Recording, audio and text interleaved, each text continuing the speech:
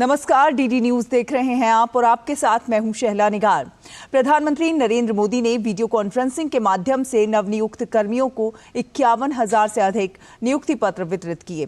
इन्हें 37 जगहों पर आयोजित रोजगार मेले के दौरान वितरित किया गया। गौरतलब है कि रोजगार मेला रोजगार सृजन को सर्वोच्च प्राथमिकता देने की प्रधानमंत्री की प्रतिबद्धता को पूरा करने की दिशा में एक कदम है। नवनियुक्त कर्मियों को कर्मयोगी प्रारंभ के माध्यम से खुद को प्रशिक्षित करने का भी अवसर मिल रहा है। कर्मयोगी प्रारंभ IGOT कर्मयोगी पोर्टल पर एक ऑनलाइन मॉड्यूल है जिसमें कहीं भी किसी भी डिवाइस से सीखने के प्रारूप के तहत 750 से अधिक ई-लर्निंग पाठ्यक्रम उपलब्ध कराए गए हैं। पीएम मोदी ने बताया कि सरकार ने भर्ती प्रक्रियाओं में बदलाव किया है। उन्होंने कहा कि SSC ने भर्ती परीक्षाओं को हिंदी, अंग्रेजी के अलावा 13 भाषाओं में लेना भी शुरू कर दिया है।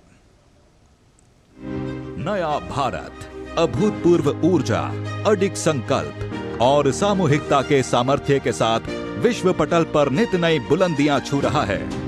चाहे नवाचार हो या स्टार्टअप्स, मेक इन इंडिया हो या स्किल इंडिया, मिशन चंद्रयान की सफलता हो या एशियन गेम्स में अद्वितीय शतकीय प्रदर्शन, नारी शक्ति और युवा शक्ति देश की उपलब्धियों के केंद्र में है। केवल 9-10 सालों में ये सब इसलिए संभव हुआ क्योंकि देश को माननीय प्रधानमंत्री श्री नरेंद्र मोदी जी के रूप में एक दूरदर्शी और निर्णायक नेतृत्व मिला है। मोदी जी के नेतृत्व में आज देश में आशा और विश्वास है, कैन डू की स्पिरिट है और नेशन फर्स्ट का संकल्प है। देश की इस करीब 1 दशक की तेज विकास यात्रा में रोजगार, स्वरोजगार और स्वावलंबन के अनगिनत अवसरों का सृजन हुआ है। राष्ट्र निर्माण के इस संकल्प को नई मजबूती मिली है रोजगार मेले से। भारत सरकार और सहयोगी राज्य सरकारें मिलकर रोजगार मेलों के द्वारा लाखों सरकारी पदों पर नियुक्तियां कर रही हैं। साथियों, बीते 9 वर्षों में भारत सरकार ने सरकारी भर्ती प्रक्रिया को ज्यादा तेज करने, ज्यादा पारदर्शी और निष्पक्ष बनाने को भी प्राथमिकता दी है। समयबद्ध, पारदर्शी, सरल और तकनीक आधारित रिक्रूटमेंट प्रोसेस के माध्यम से अब तक रोजगार मेले के अंतर्गत लाखों युवाओं को सरकारी नौकरियां दी गई हैं। इन युवा कर्मयोगियों के योगदान से विभिन्न मंत्रालयों और विभागों में कार्य क्षमता का विस्तार हुआ है। नए भारत की प्रगति की एक महत्वपूर्ण विशेषता रही है अद्वितीय स्पीड और स्केल पर इंफ्रास्ट्रक्चर का निर्माण, ऐतिहासिक स्तर पर निवेश और अत्याधुनिक तकनीकों का इस्तेमाल करके सड़क, rail, port, airport, mass transport, waterways और लॉजिस्टिक्स इंफ्रास्ट्रक्चर के क्षेत्र में भारत ने हाल के वर्षों में जितना काम किया है उसने लोगों को ease of living, ease of travelling और साथ ही ईज ऑफ डूइंग बिजनेस को बहुत बढ़ावा दिया है। इन सेक्टरों में हो रही प्रगति के कारण रोजगार के कई अवसर बने हैं और साथ ही इनसे जुड़े सरकारी पदों पर बड़ी संख्या में रोजगार मेले के माध्यम से नियुक्ति की जा रही है। पिछले कुछ महीनों में रोजगार मेलों के माध्यम से करीब 1.5 लाख अभ्यर्थियों को तो सिर्फ भारतीय रेल में ही नियुक्त किया गया है। इन अभ्यर्थियों को technical assistant, station master, train manager, junior engineer, pointsman, track maintainer, commercial clerk आदि के रूप में देश की सेवा करने की जिम्मेदारी मिली है। आज रोजगार मेले के माध्यम से 51,000 से अधिक युवाओं को विभिन्न मंत्रालयों एवं सरकारी विभागों में नौकरी के लिए नियुक्ति पत्र सौंपे जा रहे हैं। इनमें 14,000 से अधिक युवाओं को रेल मंत्रालय में विभिन्न पदों पर नियुक्ति पत्र मिल रहे हैं। साथ ही डाक विभाग में ग्रामीण डाक सेवक, शिक्षा मंत्रालय में प्रोफेसर, असिस्टेंट प्रोफेसर, लाइब्रेरियन, वित्त मंत्रालय में tax assistant, stenographer, probationary officer, स्वास्थ्य एवं परिवार कल्याण मंत्रालय में डॉक्टर, फार्मासिस्ट, लैब अटेंडेंट और रक्षा मंत्रालय में junior engineer, lower divisional clerk, fireman सहित विभिन्न पदों के लिए भी नियुक्ति पत्र दिए जा रहे हैं। अमृत काल में रोजगार मेले के माध्यम से सरकार की कार्य प्रणाली का हिस्सा बन रही ये अमृत पीढ़ी राष्ट्रीय लक्ष्यों और संकल्पों की सिद्धि में निर्णायक भूमिका निभाएगी। युवाओं के करियर को नई दिशा देते ये रोजगार मेले सुनहरे भारत की तस्वीर को प्रकाशमान कर रहे हैं।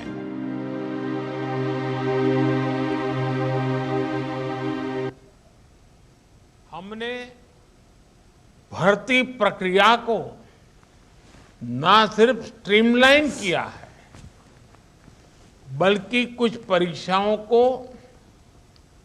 रिस्ट्रक्चर भी किया है। स्टाफ सिलेक्शन कमीशन की रिक्रूटमेंट साइकिल में जो समय लगता था, वो लगने वाला समय अब करीब करीब आधा हो गया है। यानी सर्कुलर पत्र जारी होने से लेकर नियुक्ति पत्र देने तक के समय को काफी कम कर दिया है। इससे युवाओं के समय की बड़ी बचत हुई है। युवाओं के हित में सरकार ने एक और महत्वपूर्ण बदलाव किया है। एसएससी के कुछ परीक्षाओं को हिंदी, इंग्लिश और 13 क्षेत्रीय भाषाओं में लेना शुरू कर दिया है। पीएम ने कहा कि हर देश के पास अलग तरह का सामर्थ्य होता है। उन्होंने कहा कि देश की युवा शक्ति जितनी ज्यादा मजबूत होगी, देश उतना ही विकास करेगा। हर देश के पास अलग तरह का सामर्थ्य होता है। किसी के पास प्राकृतिक संसाधन होते हैं, कोई खनिज से संपन्न होता है, तो किसी के पास लंबे समुद्र तट की ताकत होती है। लेकिन इस सामर्थ्य का उपयोग करने के लिए जिस सबसे बड़ी ताकत की आवश्यकता होती है, वो होती है हमारी युवा शक्ति। युवा शक्ति जितनी ज्यादा मजबूत होगी, देश उतना ज्यादा विकास करेगा। पीएम ने कहा कि आज तकनीक का दौर है और तकनीक के दौर में सब कुछ तेजी के साथ बदल रहा है। पीएम ने यह भी कहा कि युवाओं के लिए रोजगार के अवसर तैयार करना राष्ट्र निर्माण की प्रक्रिया का हिस्सा है। आज तकनीक के दौर में सब कुछ तेजी से बदल रहा है, इसलिए हर किसी को अपने हुनर और ज्ञान को अपडेट करते रहना होगा। कोई भी नई स्किल सीखने के बाद ये बहुत जरूरी है कि उसे निरंतर अपस्किल और रिस्किल किया जाए। पीएम विश्वकर्मा योजना के तहत कारीगरों के ट्रेडिशनल स्किल्स को मॉडर्न टेक्नोलॉजी और टूल्स से जोड़ा जा रहा है। मेरे परिवारजनों, युवाओं के लिए रोजगार के अवसर तैयार करना राष्ट्र निर्माण की प्रक्रिया का महत्वपूर्ण हिस्सा है। ये विकसित भारत के लक्ष्य को हासिल करने की दिशा में एक जरूरी कदम है। और चलिए अब बात करेंगे